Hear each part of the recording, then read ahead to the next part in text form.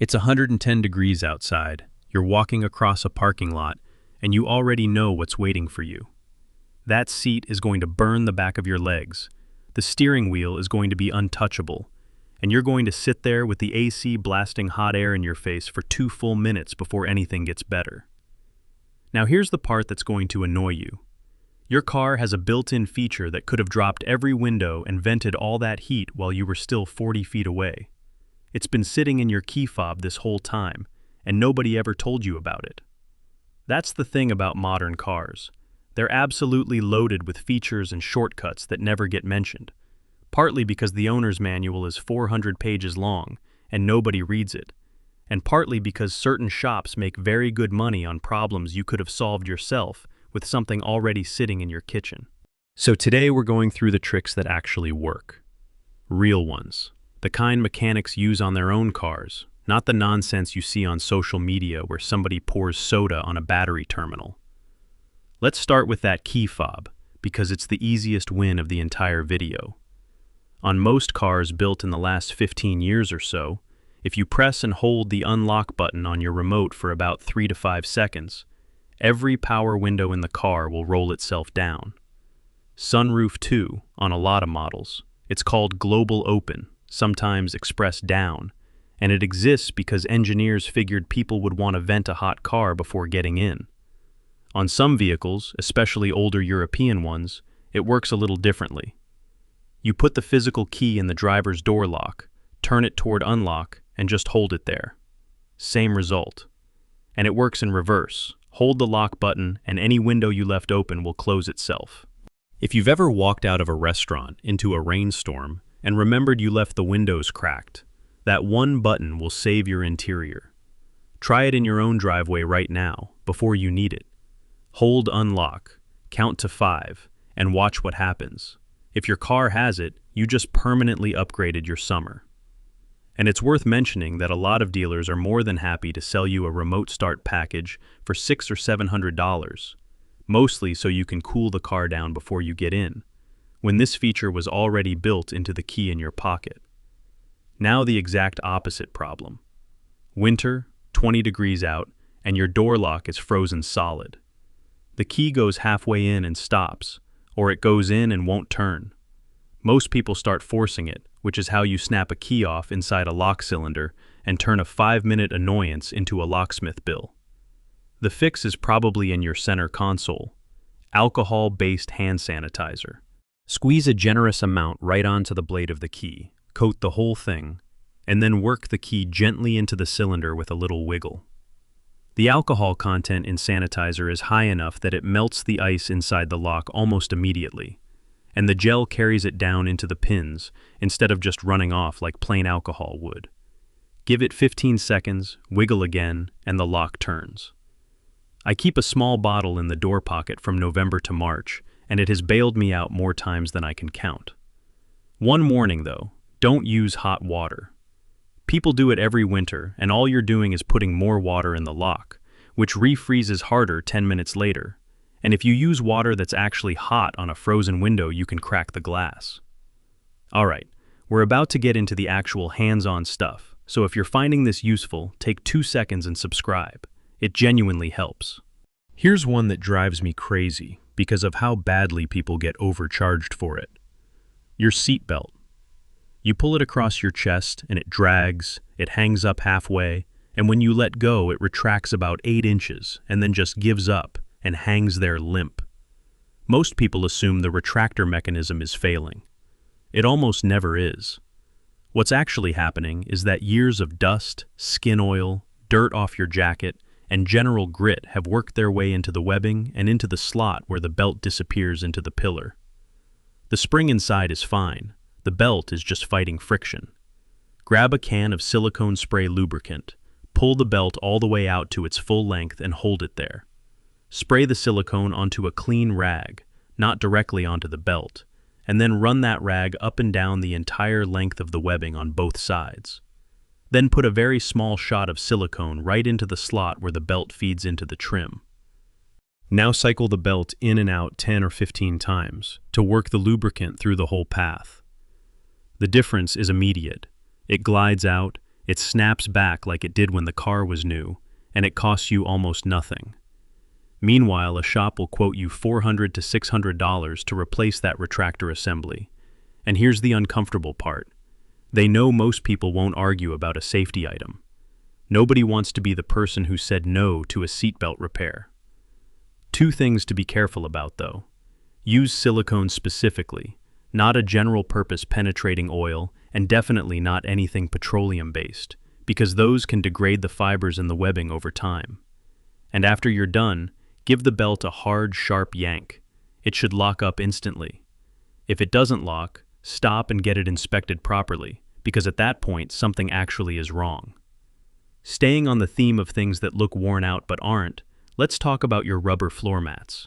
They start out deep black, and after a couple of winters, they're this chalky gray color with white salt haze baked into them. Scrubbing does almost nothing. Tire shine, that's it. The same spray you use on your sidewalls, sprayed straight onto the mats and then spread evenly with a rag or a foam applicator. They come back to a deep factory black. They look brand new, and the coating actually helps them shed dirt for the next couple of months. And here's the part that should make you a little angry. Tire shine and those interior rubber and vinyl restorer products are, chemically, nearly the same thing. Silicone emulsions in slightly different concentrations. The manufacturers put one in a big utilitarian bottle and one in a small fancy bottle with a picture of a dashboard on it, and the small fancy one costs about 3 times as much per ounce. One bottle of decent tire shine will do your mats, your door seals, your window trim, and all the black plastic rubber molding around the car. Just keep it off the pedals and off the steering wheel for obvious reasons. Next one is pure profit for shops and takes about 4 minutes to do yourself, your cabin air filter. If your AC has gotten weak or the car smells musty when the fan first comes on, that filter is probably packed with leaves and dust. Most shops charge somewhere around $110 for this. The filter itself is usually about $20. On the vast majority of cars, it lives directly behind the glove box. You open the glove box, empty it out, and then squeeze the sides inward so the stops clear the housing and the whole box swings down. Behind it, you'll see a plastic cover, usually with a couple of tabs. Pop that off, slide the old filter out, note which way the airflow arrow points, slide the new one in facing the same direction, and reassemble. That's the entire job. First time it might take you 10 minutes because you're being careful. After that, it's 4. Do it once a year, or twice if you park under trees or drive a lot of dirt roads. Here's one for anybody dealing with windows that fog up overnight, every single night, no matter what you do. That's not a defroster problem, that's a humidity problem. There's too much moisture living inside your car, usually from wet floor mats, a small leak somewhere, or just a damp climate. Take a clean, thick sock with no holes in it and fill it with silica-based cat litter. Silica specifically, the crystal kind, not the clay stuff. Tie the open end tight and toss it under a seat or up on the dash. Silica is a desiccant. It's literally the same material inside those little packets that come in a new pair of shoes. It pulls moisture out of the air continuously, so there's simply less water available to condense on your glass when the temperature drops overnight. Your windows fog less, your car stops smelling like a basement, and unlike anti-fog sprays, you don't have to redo it every week. When it eventually saturates, you can dry it out in the sun for a day and it's good again.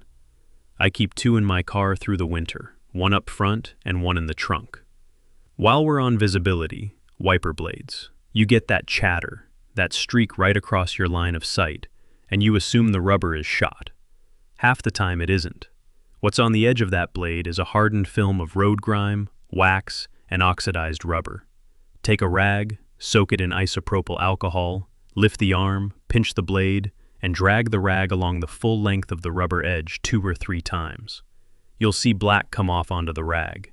Flip it and do the other side of the edge. 9 times out of 10, the streaking is gone completely, and you just saved yourself $50 on a set of blades you didn't need yet. Do it every time you fill the washer fluid. Okay, unwanted. This last one is the biggest money saver in the whole video, and it's the one shops absolutely do not want you knowing about. So subscribe before we get into it, because this is worth the price of admission by itself. Every time you go in for tires or an oil change, somebody comes back out with a clipboard and says your alignment is off, and it'll be $130. And you have no way to argue, because how would you know? Here's how you know. The chalk test. Get a piece of regular sidewalk chalk. Draw a thick, solid line across the tread of the tire, going from the inside edge all the way across to the outside edge, perpendicular to the direction the tire rolls. Make it heavy. Do it on both front tires. Then get in the car and drive forward slowly, in a straight line on flat pavement for about 10 feet. Just enough for a couple of full rotations. Then get out and look at what's left of that chalk line. If the chalk wore away evenly across the entire width, your pressure is correct and your alignment is fine. Congratulations, you just did for free what they wanted to charge you for. If the chalk is gone in the middle but still sitting there on both edges, that tire is overinflated, and the center of the tread is carrying the whole load. Let some air out. If the chalk is gone on both outside edges but still there in the middle, you're underinflated. The tire is bulging outward, and the shoulders are doing all the work. Add air. And if the chalk wore off on just one side, only the inner edge or only the outer edge, that's your alignment. That's camber or toe being off. And that one is worth actually paying to fix, because a bad alignment will destroy a set of tires in 10,000 miles. The reason this works is that it's measuring the exact same thing a computerized alignment rack measures, which is how your contact patch is meeting the road under load. The rack gives you numbers. The chalk gives you the answer, and the answer is what you actually need. Do this test before you walk into a tire shop, and when the guy tells you that you need an alignment, you'll either know he's right or you'll know exactly what he's doing. That is a very different conversation than the one most people have. So let's run through it. Hold unlock on your key fob to vent a hot car. Hold lock to close it all up. Hand sanitizer on the key for a frozen lock, never hot water. Silicone spray on a rag for a sticky seatbelt, and check that it still locks when you're done. Tire shine to bring rubber mats and trim back to black.